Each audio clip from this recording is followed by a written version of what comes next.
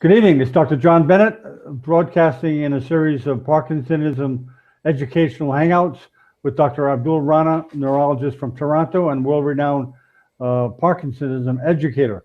Tonight, Dr. Rana is going to be talking about something we've all been waiting for: autonomic dysfunction and sexual dysfunction in Parkinson's. Good evening, Dr. Rana. Good evening, Dr. Bennett. Okay, I'll start things right off with, how does Parkinson's affect sexual function? The sexual dysfunction happens in at least 1/3 to half of patients with Parkinson's, and autonomic nervous system plays a very important role in causing this problem. Usually, it's perceived as a problem of men when you think of sexual dysfunction, but women with Parkinson's disease are also affected with it. And a significant number of females, they have a decreased libido, they have a decreased orgasm. And men, of course, they have erectile dysfunction. Usually it starts after the onset of Parkinson's disease, maybe a few years after the onset of Parkinson's disease. It does not start at the beginning. If it happens at the beginning, then usually we may consider other diagnoses such as multiple system atrophy. Besides the slowness in the performing sexual activity, patients also have a very obvious tremor, and they may have other symptoms such as a dry skin or drooling, and also depression and anxiety. So these problems could exacerbate their issue of sexual dysfunction, and it could further lead to the anxiety as well as depression and frustration. So patients have a decreased libido, both men as well as females, and they can't maintain erection to achieve the orgasm. The two main causes of sexual dysfunction, the organic and psychogenic. So in case of Parkinson's, they both combine because these patients do have organic dysfunction due to autonomic dysfunction, and then this creates an anxiety, especially in men not having a erection or failure to achieve orgasm. It causes a poor self-esteem, and also during the act they feel quite anxious. So this anxiety builds, and anxiety further causes their sexual problem to be worse. So it is like a vicious cycle. So you can't perform, you get anxious, and then anxiety makes you not able to perform. So it's a combination of both, the organic as well as the psychogenic issues. Sometimes these patients have coexistent medical conditions, such as they have diabetes mellitus, and they have polyneuropathy because of this, and vascular disease can also lead to poor blood flow, which causes a failure to attain and maintain erection. And on top, if they have high cholesterol, smoking, and atherosclerosis, these factors may contribute to the overall problem. And some of the medications, such as beta blockers or some antidepressant, they could affect the sexual functioning as well. So as a physician, so we should look at it, all the factors, the organic factors, coexistent medical conditions, as well as medications. And in addition, in males, they could have prostate problems, and the prostate problems could lead to these issues as well. Okay, what can be done about these problems? It's a difficult symptom to manage. First of all, the history is really difficult because patients feel quite uncomfortable to talk about this with the physician. They may not bring this topic in discussion, and females could be shy as well, and males the same way. So you have to take a lead. You have to ask them that is Parkinson's affecting sexual functioning? So then they might give a very little information. So you have to be persistent to take that history. So it is such a symptom that people feel quite shy or anxious to talk about this. And sometimes if you are taking history in the presence of a family member, you might ask the patient to be seen alone, and you can take history, except if you have a spouse with them. The other factors should be ruled out, such as medications, which are an important factor, and diabetes mellitus. If patients have a poor glycemic control and they have long-standing history of diabetes mellitus, there could be a problem. And then anxiety and depression could be an issue as well. Most patients may not have a major depression or very obvious symptoms, but they could be dysthymic. They could have mild symptoms of depression, and that could affect their sexual performance. Because when you ask patients symptoms of depression, they would say that I'm not depressed. So you have to be very careful, and you have to screen them for dysthymia, which can contribute to this problem. And then advising patients to maintain their sexual activity, that would help. And also being in a relaxed environment when they're with their spouse. They should be very relaxed. And a frank discussion between the partners is very important.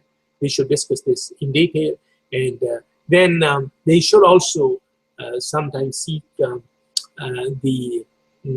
other methods of intimate relation, and psychosexual counseling could help some patients. And there are some devices which are non-pharmacological devices, such as vacuum pumps. They really don't have any side effects, and they're easy to use.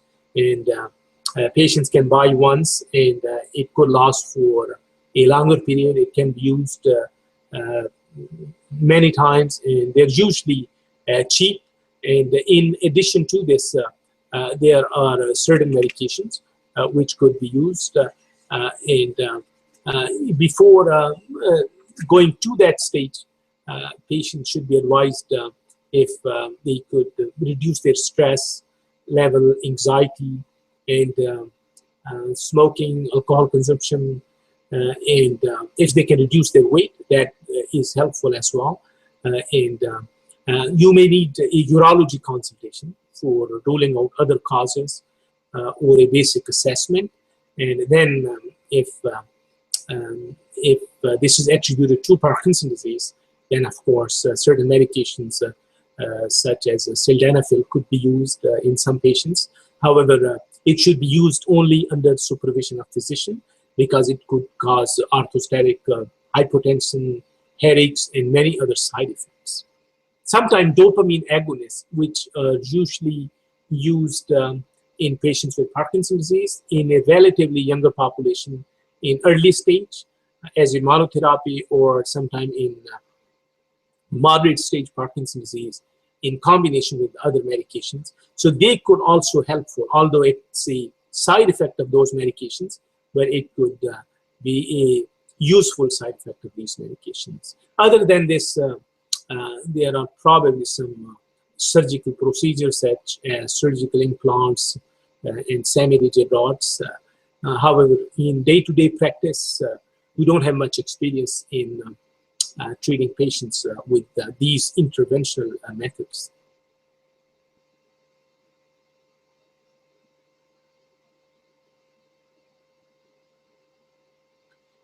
The certain medications, such as dopamine agonists, which are used for treatment for Parkinson's disease, as I was just mentioning, sometimes they could cause behavioral issues. They could cause impulse control disorders, and hypersexuality is one of the side effects of these patients. And this could lead to problems both ways. Sexual dysfunction itself could cause problems between the spouses, and it could lead to serious issues. And on the other side, if patients develop this side effect of hypersexuality, this could also lead to problems. I had a patient, he was 69, and we were giving him Mirapex in combination with levodopa. When the dose of Mirapex was increased, so this person developed hypersexuality. But when we saw him in follow-up, he did not report it. And even when he was asked, he said no. So once his wife came with him, and when we were screening him, so she said yes, of course, he is very much overactive, and this poor lady had a stroke, so she wanted me to stop these medications, and he wanted me to increase medications. I was stuck in a dilemma.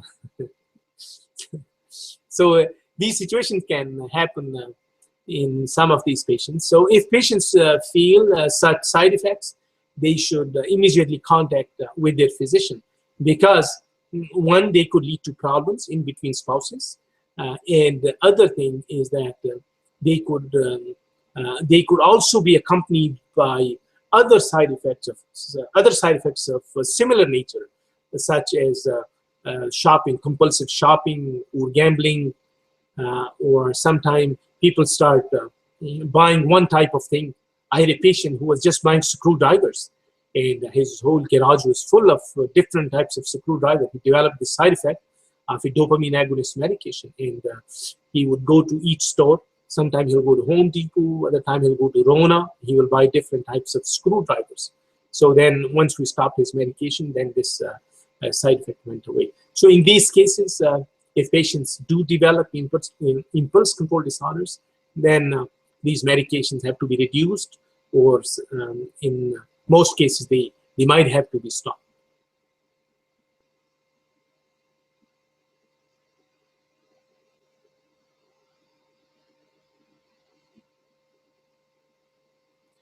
I think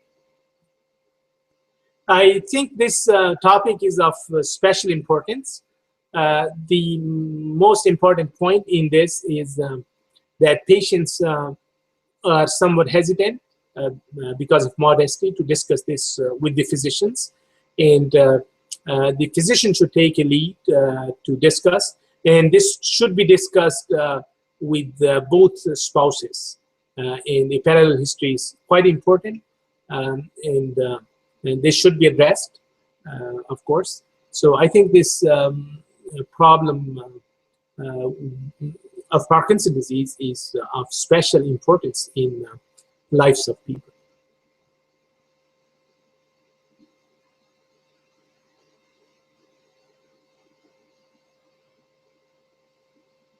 I can't hear you. Hear me now? Can you hear me now? Yes. Okay, there we go.